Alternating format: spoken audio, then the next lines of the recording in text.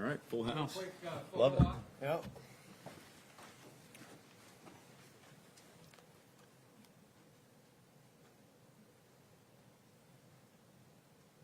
Good? Good. Great. Awesome.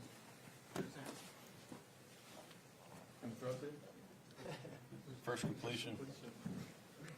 Low-hanging fruit on that one. All right. Well, this is exciting. This is full house. This is great. So appreciate everybody coming in and spending the time with us. But really excited to introduce Sam Darnold as our new quarterback. And this is exciting times, man. Just it's been a whirlwind couple weeks here, as you guys, it's well documented. But as this thing started to come together, it feels similar, like the way I felt, introducing Clint was just, looking into Sam and obviously going against him in my career and here last year at Lumen against the Vikings. You think about first of all, he's just a tremendous human being, great leader. We got a lot of people in our building that have a history with Sam, that have a lot of respect for him as a person, as a leader, as a football player. So I'm really excited to get our relationship started and getting to, introduce himself to the rest of the team and the city and the 12s. I think we're going to be really proud of our quarterback here. And then obviously as a football player and as a quarterback, just a heck of a player, just tough as nails, from my opinion. Great arm. I mean, you go through all the talent and all. We can talk about that till we're blue in the face, but just really excited about what Sam's going to bring to our football team, and just an exciting time. So, yeah, without any further ado, let's introduce Sam Darnold as our new quarterback.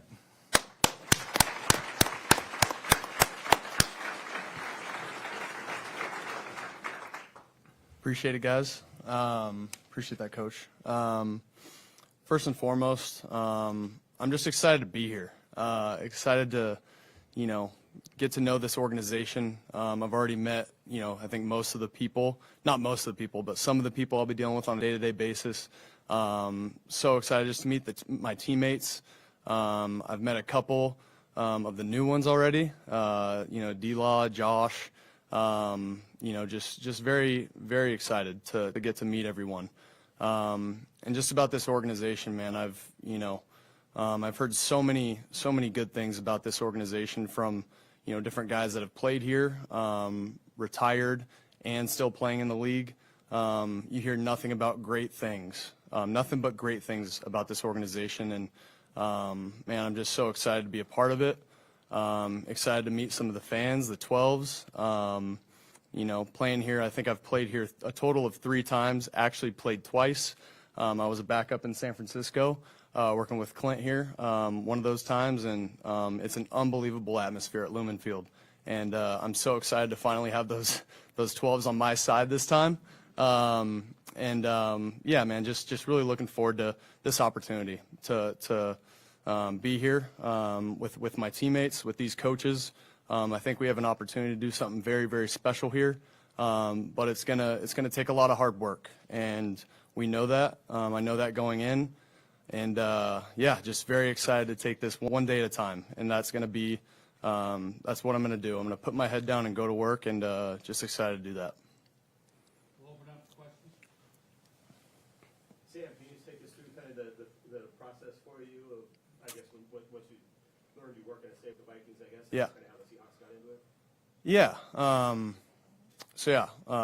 Just kind of talking through, obviously heard the Geno news. When that broke, I kind of understood that this could potentially be a spot for me.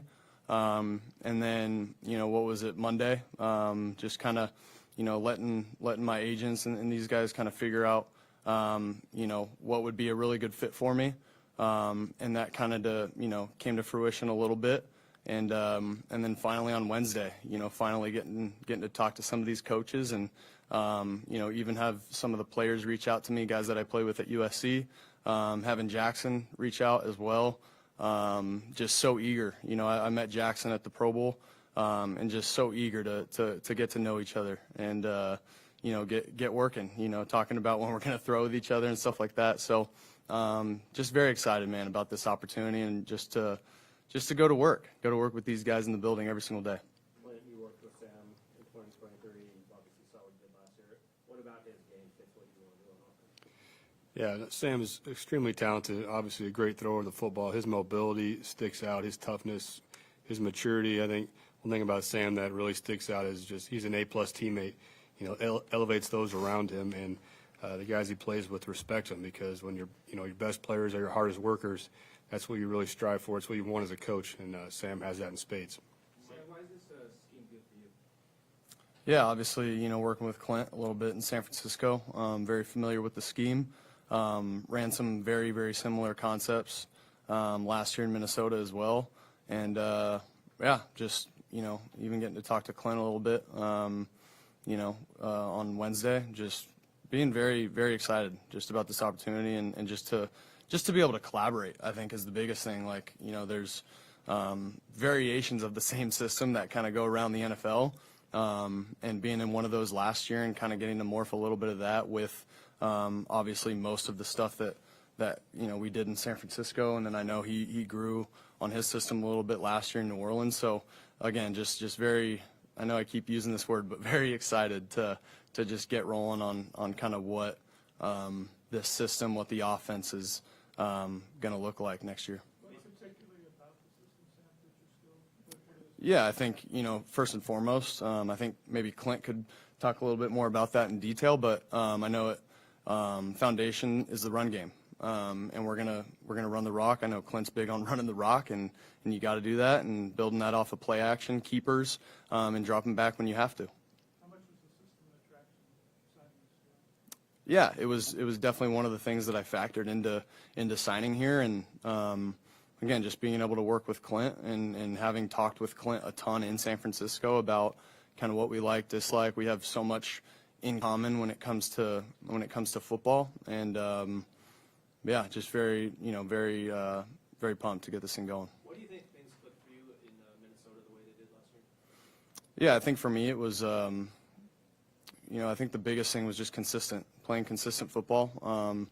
And then it's a lot easier said than done, but not turning the football over. I think that's the biggest thing, is like kind of understanding when a play's dead, especially on first and second down. And then third down, like you're going to have some plays where, the D-line might get a good rush and they might get in there, and you got to take a sack and keep two hands on the ball and let, what's his, Dixon? Our punter, do his thing back there. Nice. That's one. Just very, being very smart, situationally aware, I think, is the biggest thing that kind of, turned my game into being kind of, here and there, hit and miss, to playing consistent football. Was, I think, just situational awareness and understanding within the scheme kind of where my outlets were. Sam, you had more explosive passes than any quarterback in the NFL last year. Mm-hmm. Where are you at? I'm sorry. Oh, right there. Gotcha. What about your game allows you to excel on those deeper passes? Yeah, it's it doesn't happen by mistake. I work on that a ton. Have worked on that the last few years in the off season. Being able, whether it's mechanics and mentally, just understanding, okay, like leverages of safeties. How are we gonna attack this guy? How are we gonna attack the post safety this week? When they do play split safety, is it cover two quarters? Like there's so many different variations of too high that you can play. So it's just kind of understanding who we're playing, where the weaknesses are in that defense, and how we can take advantage over the top. And then again, like the biggest thing is, if it's not there, understanding where my outlets are. Like you game planned it for Sam last year, you coached against him. Now that he's on the inside, what excites you about his game? Well, I think Sam's best days are ahead of him, and I think you've seen that through the course of his career. I was able to grow as a player. I can sure talking to some of our defensive guys, like we felt them out there. Like when you play quarterbacks on your team, you want to feel them in the game, and you definitely feel Sam's presence and poise, competitiveness. Accuracy, all the downfield threat. That's definitely a part of it. And then being able to run the show too operationally. Sam can do it with the best of them as well. Maybe the flip side of Bob's question, getting to the point you guys did, where you made the decision you did with Geno, and then targeting Sam as the way you were going to go next. Can you kind of walk us through that process and how you got to Well, yeah, it was it was an interesting series of events for sure. But when it became apparent that we were going to have to pivot away from Geno, then definitely hoping that it was going to land with Sam. There's some time there, but everyone involved in the process was awesome. John was awesome. Joey Lane was awesome. All of our pro personnel people were on it. So just really fortunate that it worked out the way it did. And there's great quarterbacks out there that that we looked into, but it really apparent that Sam was our guy. How quick was that pivot, Mike? And what were the dynamics of that first? Well, I'd say like once we decided to make the move with Geno, understanding who was out there, definitely Sam became the number one focus pretty quickly.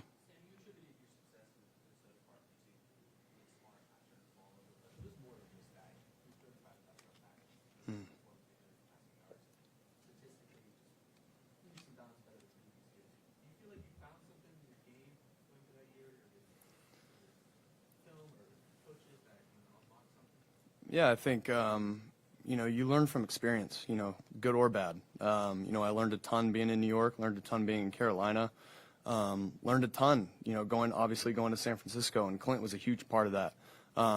Just kind of understanding, okay, like, and I really, thank Brock a ton, Brock Purdy, for, just his style of play and how he kind of described his style. Was like, we got a ton of great playmakers on offense. Like, my job is just to play point guard and get the ball in their hands and let them go do great things with the rock. And when I started to change my thought process as a quarterback to kind of just getting the ball in my guys' hands, then that's kind of where it unlocked for me a little bit.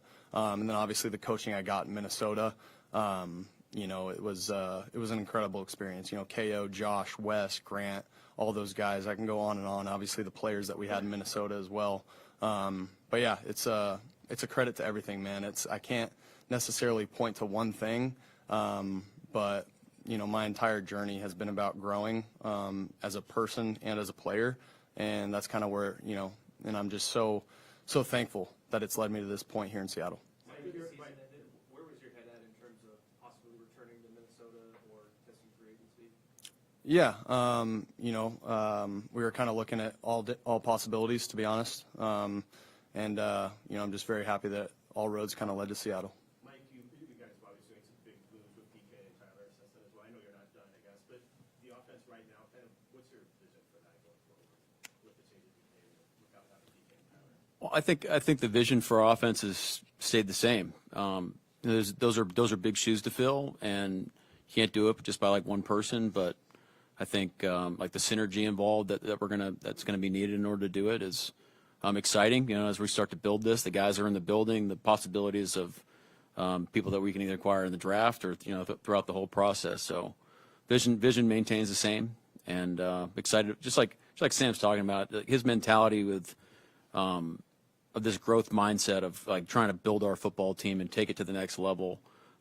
That's there, man. Like this is great. I'm happy everybody's here. Can't wait till we actually start doing some real football. Sam, 11 months ago, Sam, when you were in Minnesota and they drafted AJ McCarthy 10th overall, and if someone had told you you have 3,500 yards, or 4,300 yards, 35 touchdowns, and now a contract with Seattle and you get finished, what you said then 11 months ago? It's tough. Like, whenever you get into hypotheticals, that's always kind of a world I try to stray away from a little bit, or stay away from. But yeah, I knew the possibilities of going there, and that's one of the reasons I signed there, was the potential to, to have success, and not just have success, but again, like, this whole journey's been about, for me, it's been about learning and growing, and I knew I was going to have a chance to do that there, and was able to just play, like I keep mentioning, I was able to play consistent football on a weekly basis, and just happy to be able to do that here now. Sam, you mentioned learning from experiences. What did you learn from the end of last season? What do you feel like you can grow from having that success and then reaching that hurdle and not being able to go for that? Yeah, again, I was waiting for someone to bring that up, by the way. I appreciate that. No, it's fair, man. Like, you get all the way to that point, you have the season that we had offensively as a team, and then, you run into, at the end of the day, like, only one team can win the Super Bowl. And unfortunately, we weren't that team. But I learned a ton from those last two games, especially playing Detroit and playing LA. We're going to see LA twice a year, obviously, playing in this division, and really looking forward to that. But Yeah, it's just, continuing to learn things about yourself, what they did schematically. Yeah, that's basically all you can do is just learn from those experiences. Your oldest player, at least now, 27, and the longest tenure, 3 years on the team. How important is the leadership you're going to be looking for Sam in this offense? Yeah, it's very important, and Sam, he's going to lead through his production. All the players are. They got a job to do, and they got to go play the game. And I want his natural personality to come out, and that's why he's here, because he has that natural ability to lead. But most importantly, he's a great player, and he's going to go lead with his production, and we're going to help him as a staff and as a team. It's not all about Sam; it's about who the guys he's throwing to, the guys he's blocking for him. Tight ends, running backs. It's all a team thing, and I'm glad that he's leading the charge. But we're going to have success when the team has success. You've coached quarterbacks a long time, but just that position in particular, are people maybe too quick to just kind of write a guy off when they've got just everything that goes into that, and then you see someone like Sam do what he did last year? No, I agree with that. There's only there's 32 jobs, right? And then you maybe you get selected early, you get a year or two maybe to prove yourself, and then they kick you to the curb. And then some guys are mentally tough enough to come back and fight through it. And I'm sitting next to one of them. You go back to his 2022 season where he didn't play till the end of the year. The last 6 games, he goes 4-2 in Carolina, and then comes to San Francisco and sits behind Brock and keeps growing as a player, and then goes and does what he does in Minnesota. That's just really impressive to have that kind of to be that kind of a fighter and to stay in the fight, and then when you get your chance again and be ready. And Sam was ready, and Sam earned this job here. Can you talk about the value of situational awareness in the quarterback? I think Sam talked about it, but as an offensive coordinator, how important is that? Well, it's critical, right? And Sam touched on it. That comes with experience, and Sam's had a lot of experience and was really well coached in Minnesota. Having you can only remind a quarterback so much before that button goes off and you can't talk to them anymore. So they got to have it ingrained in them. Those are things you talk about in the meeting room, but to have a guy that can go execute that on game day with 70,000 people screaming at him, it's not easy to find. We got the right guy here. Sam, Mike said he thinks your best days are still ahead of you. Where's somewhere you see you want to make a step forward and even beyond what you did last year? Yeah, I think, I kind of look at those last couple games. I think being able to get the ball out a little bit quicker on some of the drop back stuff that we had those last couple games, and understanding where the outlets are. And even if a guy's covered, even if my back's covered on a check down, just throwing it at his feet. I felt like I was taking some unnecessary sacks last year, especially those last few games, and just going to continue to work that however I can in drills and drill settings, early April, and even later this March. But when we start to get into those team periods and start to get into training camp a little bit, I'll definitely be thinking about that, keeping 2 hands on the ball in the pocket at all times, and just doing all the little fundamental things. And I think, but that's a big one, is being able to just get the ball out on time. Mike, when you do something as sizable as trade your quarterback, trade someone as productive, and establish a DK, and cut someone like Tyler for trade the perception. All those things happen. It can create the idea that you guys are rebuilding. How would you explain why that's not the case? Well, I don't think that really showed up in our mindset throughout the whole process. I think you're always looking all these moves as serious as they seem to be, and they were as they happen. It's all through the lens of what's best for the team now and in the long run. So just seemed that they happened all kind of sequentially, back to back to back, which was necessary at the time. But we're rocking, man. We're rolling. I think we're really excited about our future. And these are like the kind of the dull days of March with your team. It's a dead period and all that. So we're building right now behind the scenes. So when the guys show up, we hit the ground running 100 miles an hour in April. Mike, how do you, the defense, you got Jaron and Ernest resigned and DeMarcus Lawrence, how do you kind of feel about those moves and what they've done? I feel tremendous about those moves. We got to meet those guys today, or we got to meet D-Law today, and man, just again, just getting those guys back. Jay Reed, such a great leader on our team. We all saw what happened to our defense when Ernest walked in the door. There's no secret about it. The guy's a force multiplier, and then you've seen the tape with DeMarcus. he's a dynamite player. We obviously have a relationship with him and AD, being from Dallas, so with a lot of respect for him. I know Clint's had the game plan against him, which probably isn't a pleasant experience. So I think we're building something really cool on defense. Mike, where are you on the offensive line and wide receiver from where you want to be right now? I mean, will we ever be where we want to be? Probably not. I mean, as a football team, we're never going to sit up here and be like, hey, we're satisfied. You know, that's not going to be our mentality. But it's an ongoing process about where we're at. Turns out, I don't think we have to play for another 5 months or so. So there's plenty of time to develop the guys we have in-house, and there's going to be opportunities to add guys when necessary that fit us and are the right moves in those times. So that's where we're at. Sam, I know you like to score, but which would you prefer, a 6-minute drive or a quick strike? Say that one more time. In scoring, which is your preference? A 6-minute drive or Oh, man. strike? With the clock being off? Yeah, sure. I mean, I feel like that, I don't know, it's scoring a touchdown is, I mean, you'll take it however it comes, whether it's a long, you know, like you mentioned, like if it's a 6-minute drive, 15, 16 play drive, those are great. I know the big boys up front might not appreciate that answer, but that's always a fun one. Coming off to the sideline, some of those guys getting oxygen, and those are always fun drives for me because, you know, you're handing the ball off, you're just methodically moving the ball down the field, maybe converting a few third downs. But then, you know, you have sometimes the 98-yard touchdowns that happen, and those are always fun too when you get to run down the field with your boys and celebrate as you're running down the field, hearing the echo in your helmet. There's nothing like it, man. There's nothing like scoring a touchdown, whether it's me throwing it or whether it's, you know, someone, whether it's a running back, fullback, whoever running the ball in. There's nothing like hearing that noise, especially in a place like Lumen, to be able to hear that after a score. There's nothing like it in the world. Clint, Sam was one of the best play-action passers in the game last year. Talk about how important that is for your offense. Yeah, definitely stands out on tape. You know, seeing Sam turn his back to the defense and find deep crossers and hit guys in stride is definitely a strength of his game, one of many strengths, throwing on the run. But, you know, to be an elite quarterback, you got to be at your best on third down in the red zone. And I think that's, too, where Sam really makes his strides. So that's part we're most excited about. Sam, what do you remember specifically about the win in Seattle last December, and how satisfying was it? I appreciate that question. I'm excited to talk about this. How long have we got? We got an hour?